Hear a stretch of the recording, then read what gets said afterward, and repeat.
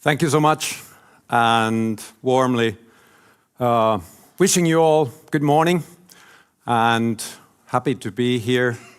It's very nice to have a chance to come to visit Finland, which I haven't done for a while, and that has brought me also the pleasure to experience again this wonderful event by HundrED, showing the newest innovations like we all heard and saw last night. It also gives me the pleasure of going to sauna for the first time in 4 months.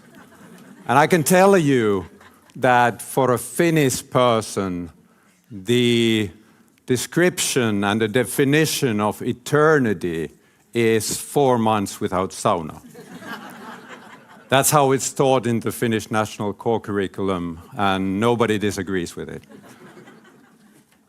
I would like to share with you the thing that, what is it that, why are we talking so much these days about education systems? Where does it come from? What's the reason behind it?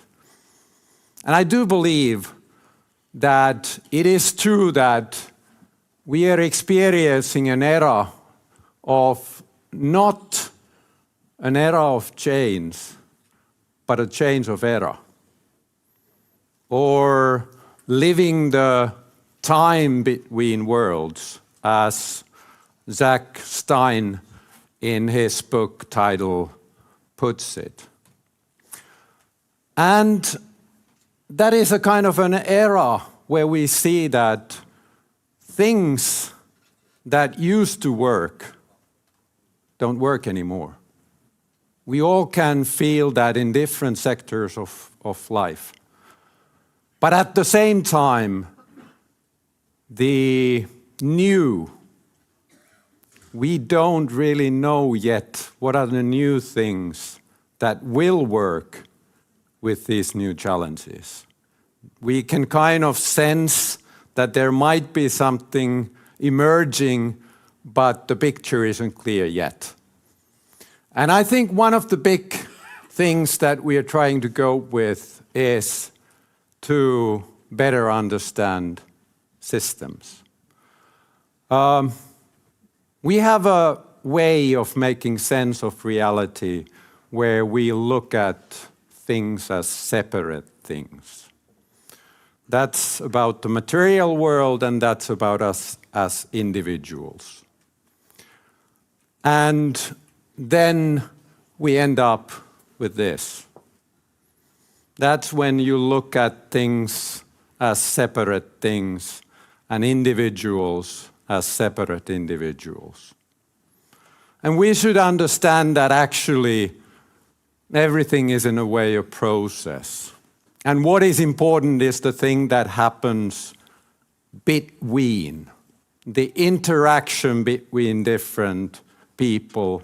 I think we heard an excellent example yesterday about the Roots of Empathy organization when we heard about the lack of emotions. Emotions are the things that connect us together. And as we also heard about that, how the relations between us humans are central. And actually that's what leads us to think about systems.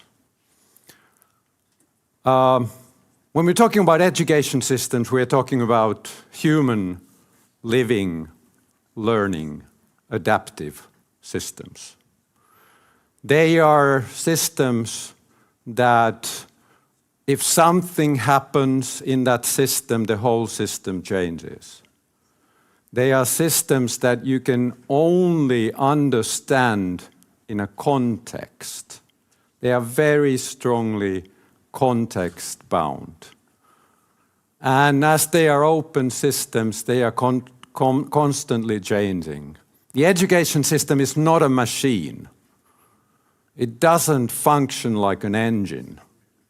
It's not like a clock that stays the same and the mechanics function well, but it is constantly changing. And that means that there is no final answer to the questions of education. It means that we have to develop them all the time in the context where they are functioning. This is a picture, an older one already by a pioneer of system and complexity thinking, Donella Meadows, where he actually answers the question that I'm posed with, that how can innovations change systems? And the first one is the power, the shift paradigm to deal with new challenges. From my perspective, when we're talking about human systems, the power lies with trust.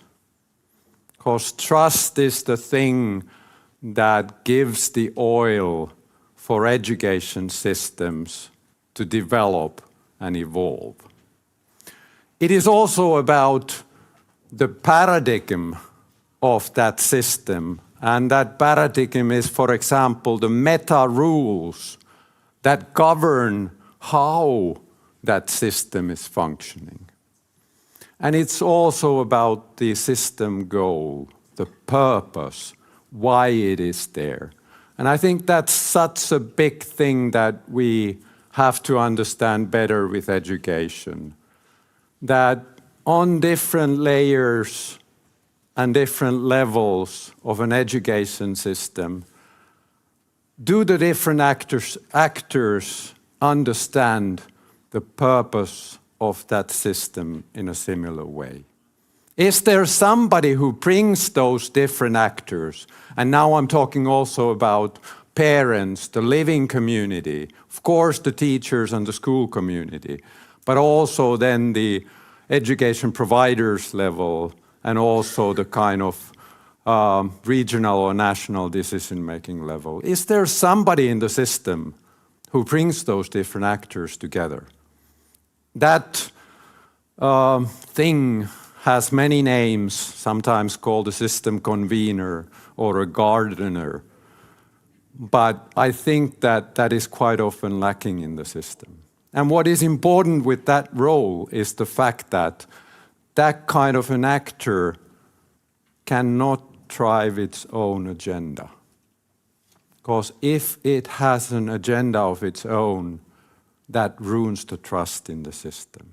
So it must be somebody whose final aim is to bring those actors together and bring the trust happening in the system. And that is a challenging question in the world we are living in. There are so many things that are constantly disrupting the trust base that we are having. And not to mention kind of the discourse with the social media and the kind of polarized political discussions. But somebody must work the other way. I see that there are kind of three ways of making change in a system. There is the authority. You use the power to make others act as you want. There is the reason. You think that you know better and you tell others to act what you think. Those both ways are kind of top-down ways.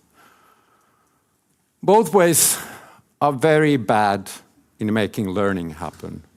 Because in a situation like this, when I'm telling you what I think, the ones who have a similar view in their mind might agree with me, but the ones who don't say that I don't understand what that guy is talking about. So when we are dealing with truly changing the system, learning is the way to make that happen. And that is a kind of a approach where both the top-down and bottom-up happen at the same time. My friend Sir Jeff Mulgan has studied different kind of policy initiative and come to the conclusion that when there is a portfolio approach, when the system change is done from different layers of the system with different approaches, each one of them learning and correcting each other, then the outcome is most probable to be a successful one. Talking about education system, what makes an education system? Three components. The first one is that if you have an education system, there must be something that holds it together. There needs to be a program or a curriculum. There needs to be a way of doing the assessment. There needs to be the kind of basic rules of legislation or whatever is the mean of kind of making that system to hold together. The second element is that that infrastructure, that system must be able to embed it in the reality of everyday work in schools and classrooms. It's not a system if that doesn't happen. And the third element is that there is that capability of work as a system, that the different actors that are needed in that system function well together. If you try to control an education system, it hits you back. You cannot control it, never. But you can try to enable it to evolve to the direction of its purpose. This is one kind of illustration of a functioning education system which was created by Jeff Masters. We had a project of 5 countries, 5 leading PISA countries coming together for 3 years to study that. How is it that so different systems all can reach good outcomes? And these 6 or 8 elements were the building blocks that we saw that are needed there. But actually, what is the big thing here is that having those building blocks isn't enough, but they must be developed coherently to the same direction. So it's the question that you have a holistic approach of creating that education system. And actually you can see the same thing when we are talking about it on an individual level, of having a holistic approach for the learning and human development of each student. I'm not going to go deep into this well-being framework, but I think well-being is again a great example that we have to have a kind of a very holistic view to the well-being approach. It's about health, it's about people, it's about environment and skills. This is the work that we've been doing together with the universities of Oxford and Harvard, and actually HundrED has been one of our partners in this work. So I'm going to skip these ones and we can come back to these later.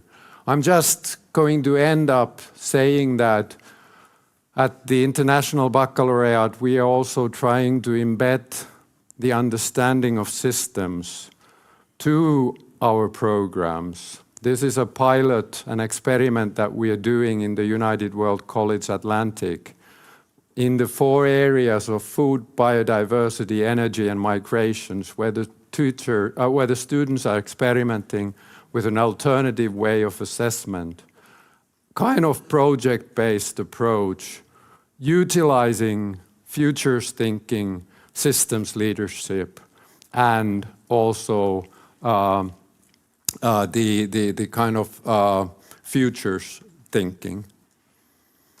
The good news at the end, the young people, they get systems. This is from a study where 250,000 of young people from 30 countries told their attitudes. For them, it's about co-creation, participation, and kind of purpose-based learning that is in the center. And the same thing, they see issues as overlapping and intersecting. So there is good reason for us to be optimistic when we're talking about changing the systems. Thank you.